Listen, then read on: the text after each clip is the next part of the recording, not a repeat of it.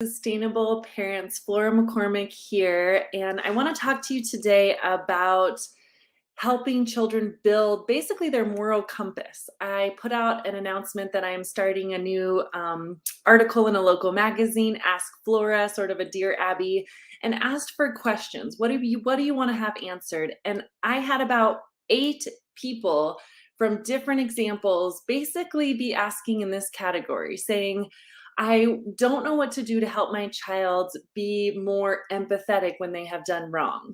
Or I want an idea of how do I get my child to want to do the right thing, not just because they're going to lose their ice cream or have to leave an event, but because it's the right thing to do. Others saying, what do I do to have them really take ownership of their negative choices and be willing to apologize to make it right? So if this is something that has been on your heart and mind, would you drop an emoji right now so that I know this is something on your heart too?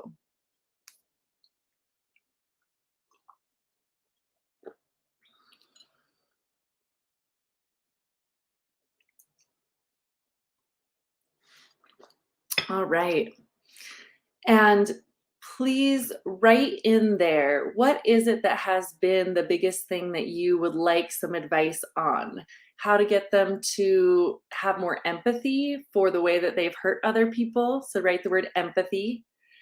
Is it wanting morality, just overall wanting them to have that internal compass that they're choosing the right thing because it's right and not because they're avoiding punishment, right? Morality. And if it's more about how to um, get them to take ownership and to really be willing to apologize, put apologize.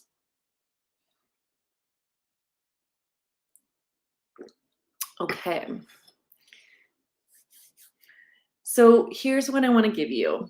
In order to address this problem, we have to first start with the brain. So we've always got to look at the child, and it's so easy to want to think they're just a little version of an adult.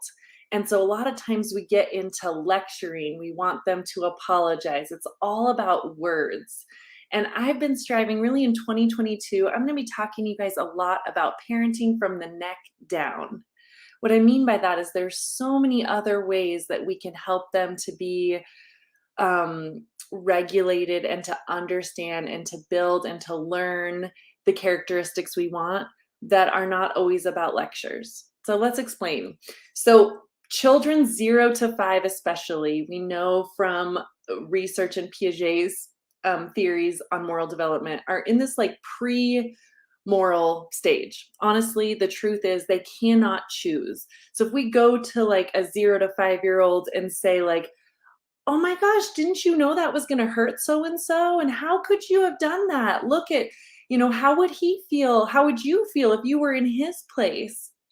Sometimes they can gather a little tiny glimpse of that, but for the most part, their brains are just not that mature. They're not in that place to be able to understand. And that's probably why you've seen deer in the headlights of them being like, I don't know. They truly don't know. Same even from 5 to 9, we know that that next stage is moral realism. And that's where they are learning morality, but it's a very concrete way they're able to understand it. So it's really cause and effect. They feel that things are right if they are rewarded or they're not punished for something or they're praised. Things are wrong if there's some sort of consequence.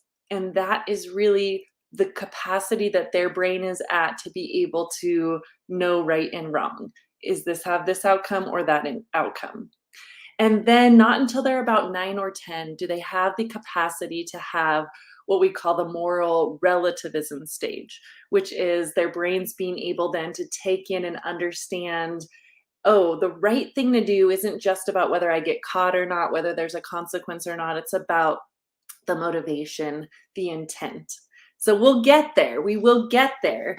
But for those of you that younger kids that are more in the range of 2 to 9, and you're like, why are they not just choosing the right thing because it's the right thing to do? They're not ready for that. They just don't have that capacity yet. but they'll get there. So what can you do to be building their moral compass, to be having them build more empathy, be willing to say sorry, be willing to have ownership of the choices they're making? Two key things I'm going to give you.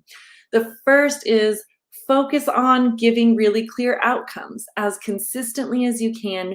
Be drawing out what I call two roads. This is really a key foundation and a pillar that I teach parents in my sustainable parenting transformation, where we have CEO as the key steps we're using all the time.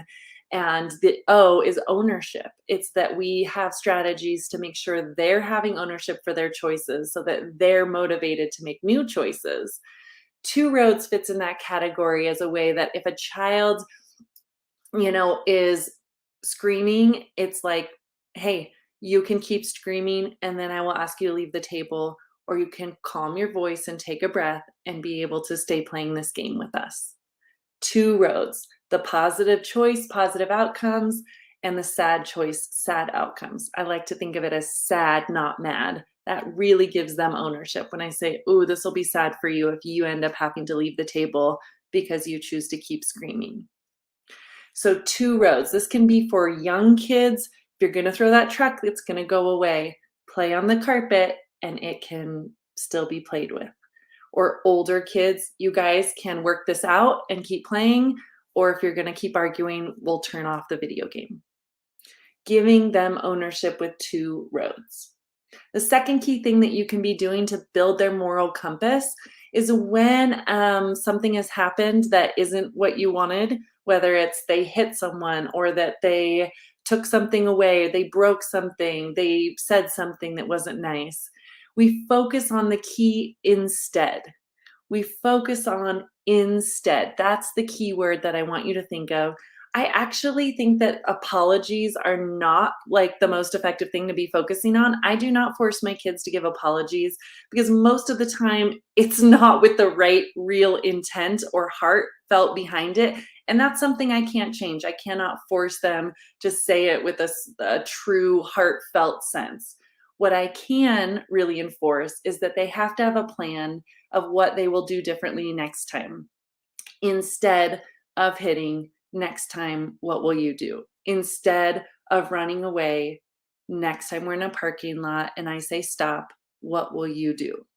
Instead of just grabbing something away from your brother when you want it, next time, what will you do?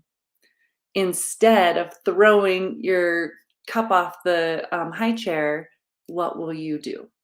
So instead. And I have a series of 4 questions. We just went over this in a coaching call this week, where I encourage people how they can process with a child that has made a sad choice and they want to go a little bit deeper. But the essence overall is instead.